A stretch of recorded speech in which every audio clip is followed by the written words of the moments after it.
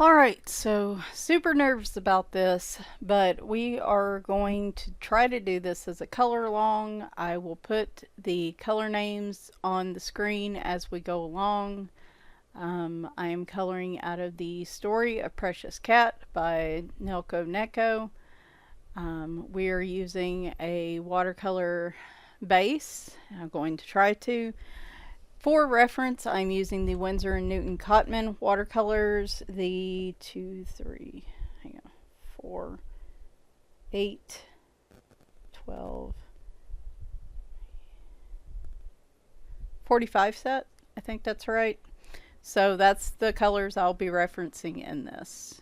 And so let's go ahead and get started. I decided to go with a sunset look in the background. And so I decided to go doubly crazy here, and I'll put the color layers here now. Alright, so I started with the color at the bottom and then working my way all the way to the top. I probably used too many colors. You could probably get away with like the cadmium yellow, the lemon yellow, the rose madder, purple lake, and dioxazine. I don't think you necessarily need the coral and color and the cadmium yellow pale, but that is, your call, of course. So I started off with the cadmium yellow down there at the very bottom, and then now I'm coming in with the cadmium yellow pale. I did not treat this paper. This paper handles watercolor very nicely, as did my other cat coloring therapy, my Japanese coloring books. So I think it might just be the type of paper they use. So I think I'm coming in here with the lemon yellow.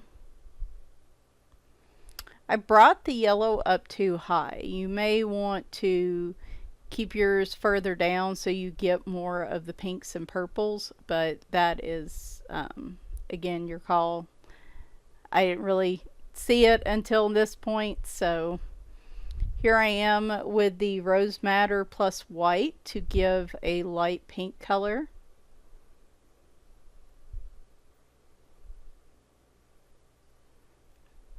So I will probably talk you through the sunset part, and then we might do the rest to music with, and then here I'm bringing in a little bit of that coral color,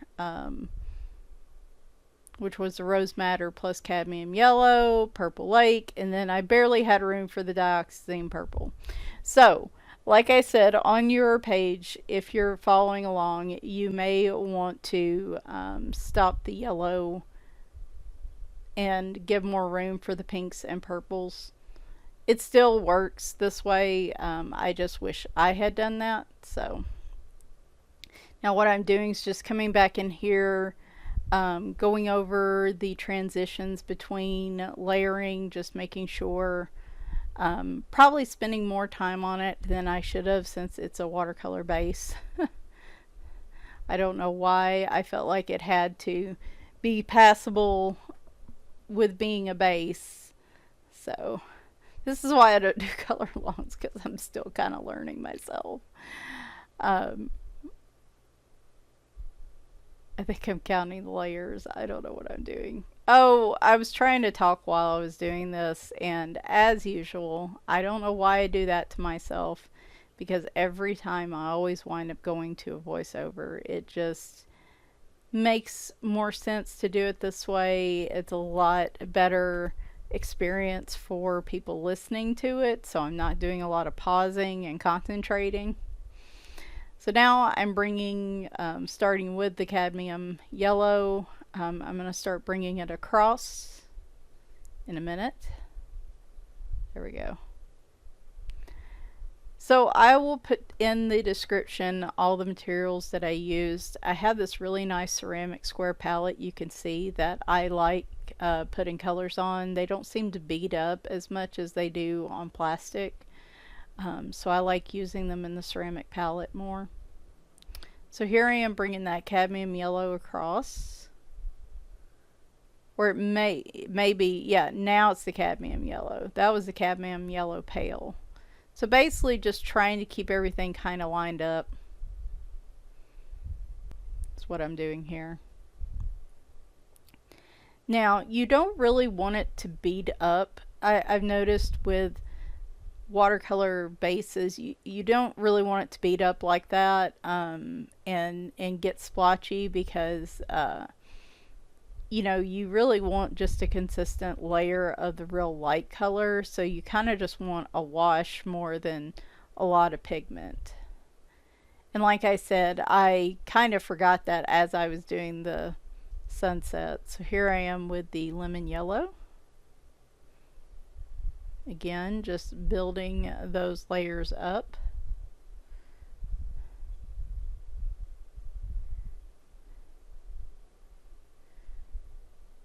I do feel like the watercolors did very well. Of course, if you don't have the Cotman watercolors, you can use whatever watercolors you do have.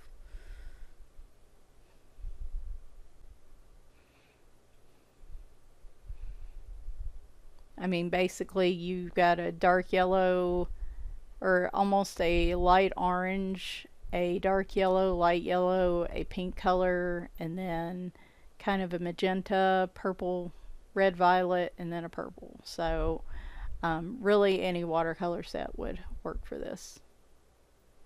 And I don't know what type of pencils I'm going to use yet. Typically my Arteza pencils did really well in the other book. Now here I am just kind of blending out a little bit between the layers so the lines aren't as harsh. And bringing those over. Of course, the art goes into the crease of the book, which drives me crazy because it makes it extra difficult to do stuff like this. But I've noticed if I leave a lot of beading up, of like you would in a typical watercolor painting, because the paper's not flat and taped down and it's got a little bit of a slope to it, that can easily bleed into other areas you're trying to color around it that you don't want that color. I ran into that frequently. So over here I'm going to make it just a little more purple, just because we're assuming like the sun was behind where the boat's at and stuff. So over here you wouldn't see as much of the orange color. And here I'm starting at the top and working my way down.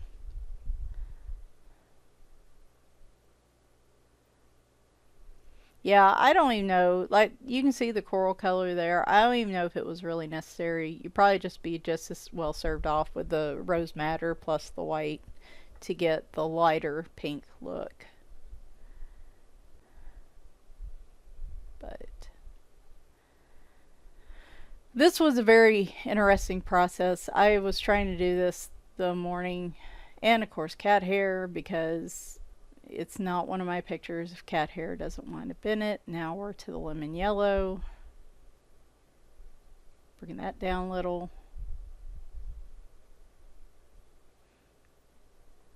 And then the cadmium yellow pale. We don't really need the cadmium yellow because again, the sun is more to the left as it is. So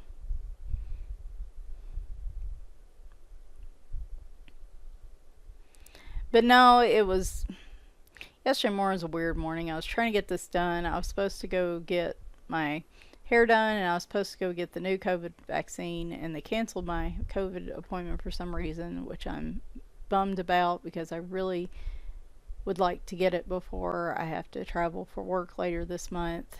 So I'll have to try again later this week. And of course there's no local place that has it, so I have to drive like I do for everything around here. But I was in a weird place yesterday morning. I was just, I don't know, I didn't sleep well. The cats woke me up early. I was just kind of in a grumpy mood. Okay, so here is our sunset in the background, which will be very interesting. I'm just in here, like I said, really just trying to ensure there aren't any super harsh lines. And so there you go. Now we're going to start on all the rocks. I end up coloring the rocks and the cave all the same color. I use the Payne's Gray mixed with white. So I'm going to put that in here. I'm also going to list the brushes, the brush that I used. I've typically just kind of used the same brush for the whole thing. So my biggest problem with watercolor layers is that layer there on the left side of those rocks is the absolute perfect type of base layer that I need. That it's kind of a wash, very light in color. It doesn't have to be super dark. It doesn't have to be super pigmented. But oftentimes I just forget that, and so then I end up making it darker. Plus I had to mix these colors. Now I will say the one thing I like about the Winsor & Newton is that for a lot of watercolor sets you have to pre-spray, like you have to kind of spritz the palette to activate the colors and pull them off their pans easily. These I was able, as long as the brush was wet, they pulled off the pans very nicely. Actually was a lot less messy if I didn't spritz them with water beforehand. And so they dissolved very well and were very smooth. I didn't really have a lot of problems getting plenty of color off the palette like I have some other watercolor sets. So this is my first time using them, so this might have been a combination of the watercolors were good and the paper was good, was the reason why I didn't have as many issues. Further testing required. So yeah, I just pretty much, like I said, I may use different colors in these when I add the pencils to them, like the rocks out there versus the rocks in the cave. But the general layer of this gray for the base should work just fine and dandy. So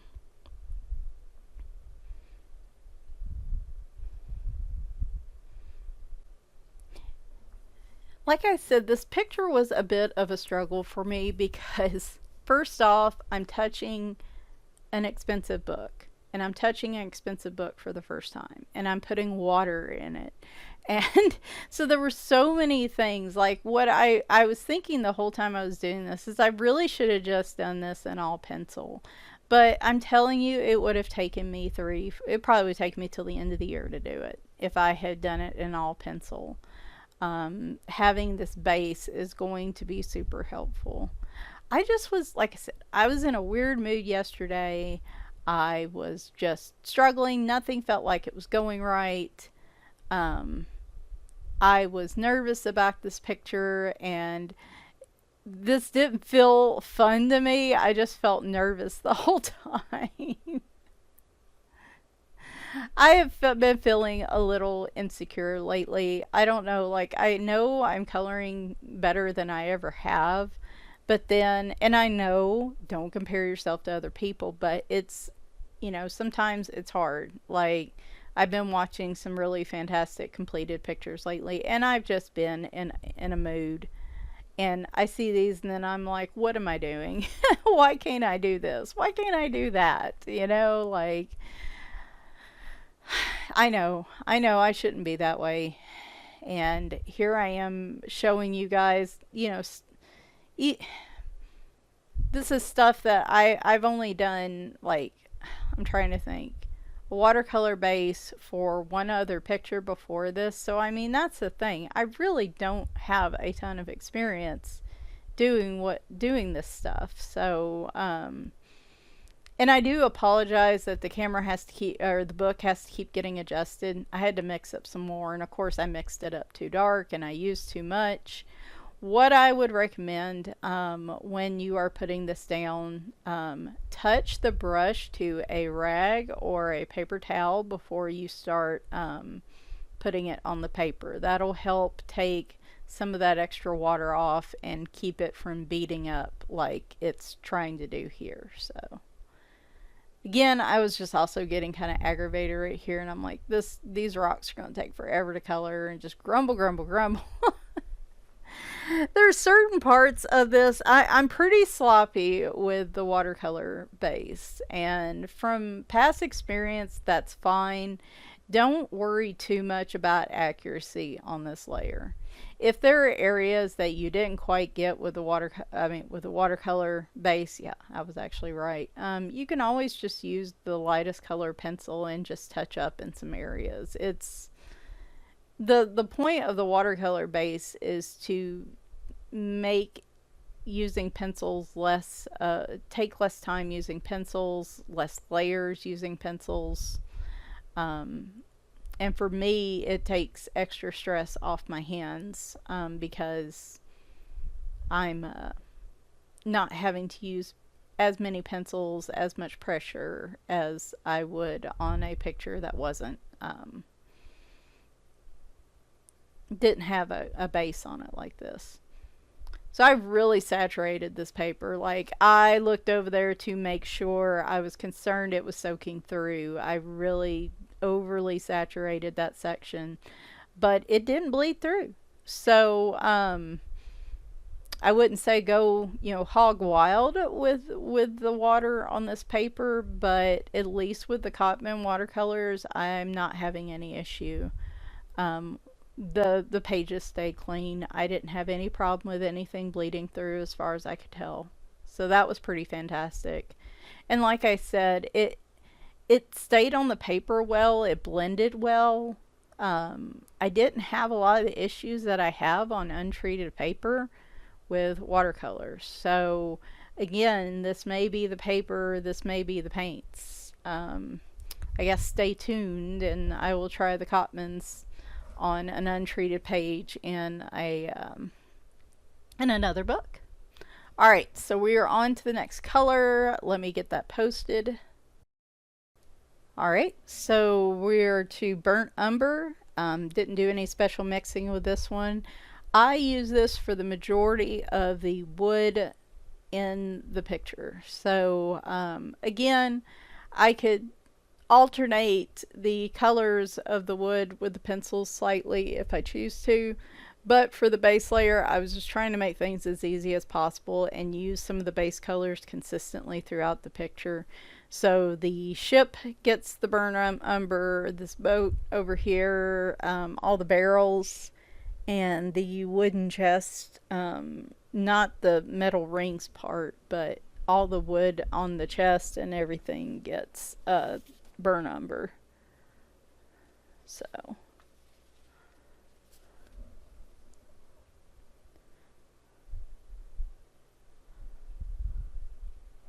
So I think we're getting pretty close to the point where I think I've kind of said all I can say. This did, like I said, this also did well when I had to go back over it and re-wet some of the areas. Like, I feel like it actually did pretty well. So, yeah, look for me hopefully to test this on, because I always say I hate using any sort of watercolors on untreated paper, but this was different. And so, again, don't know if it was a paper, don't know if it was a medium, but we're going to find out, because I might try it in Hannah Carlson, or I might try it in Kirby Rosanna's or something later this month. So we'll see. But all right, so I think I'm going to do the rest of this to music, and I'm going to split it up into chapters. So when I switch to a different color in a different setting, I'm going to put a timestamp in the description, so that way you guys, like, if you get the idea and you just want to do your own thing, but then you want to see the next step, you can easily click to the next chapter. And like I said, this is all just putting down watercolor base. At the end, I won't come back at the end. We'll just finish it out. Or maybe I will. I'll come back for a few minutes. So yeah, let's get a cracking on this.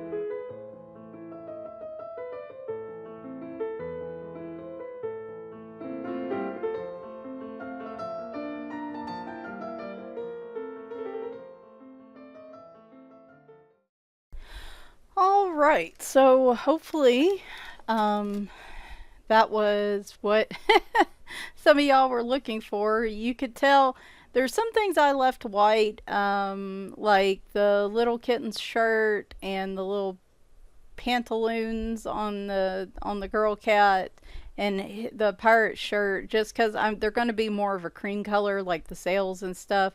So I wasn't worried. I didn't want to try to come up with a cream color and it end up being not what I wanted. So I just left those white. And there's some things like the ropes, the pearls, some of the jewelry and the candlestick and stuff, I just went ahead and left white. I'm either going to fill it in with gel pen, or it's such a small space that I don't think a watercolor base is going to save me any time, so I just kind of left them. Now you're free to fill them in if you'd like, but I was just hitting the big points myself. So yeah, so at the end when it was done and I looked at it, I'm like, oh wow, I actually did this. And because I just wasn't feeling too good about it until I got started about with the characters, because I really wasn't sure what colors I was going to use. I did not have a color palette for this. I also left their eyes blank because for now I need to look into how I'm going to do their eyes.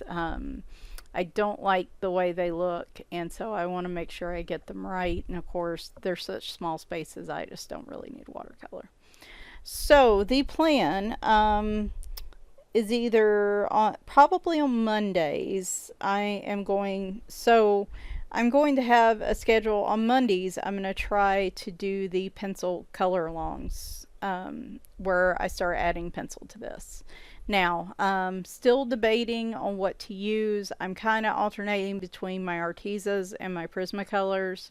Since this is a color along that some of you want to follow, I know I didn't really give you a choice in the watercolors, but if you want to give me an option, let me know.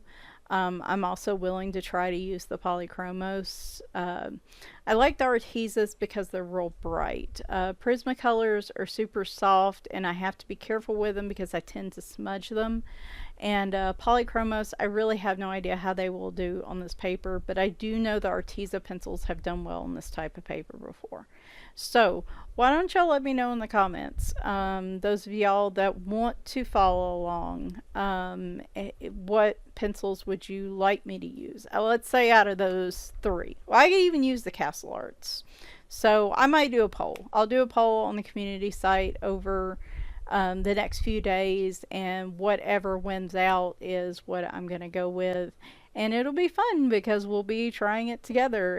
But I'm going to warn you, if I don't like the way the pencils are laying down, I'm probably going to switch them up. So this comes with a disclaimer. So, but Mondays will probably be the nights that I devote to this.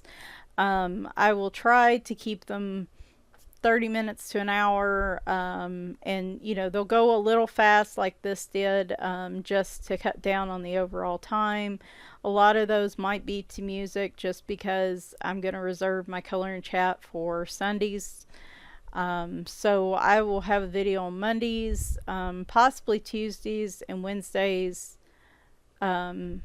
Fridays, and then I guess Sundays too. So though some weeks may alternate a bit, it just really depends on how the week's going. But just expect about 3 to 4 videos on average from me.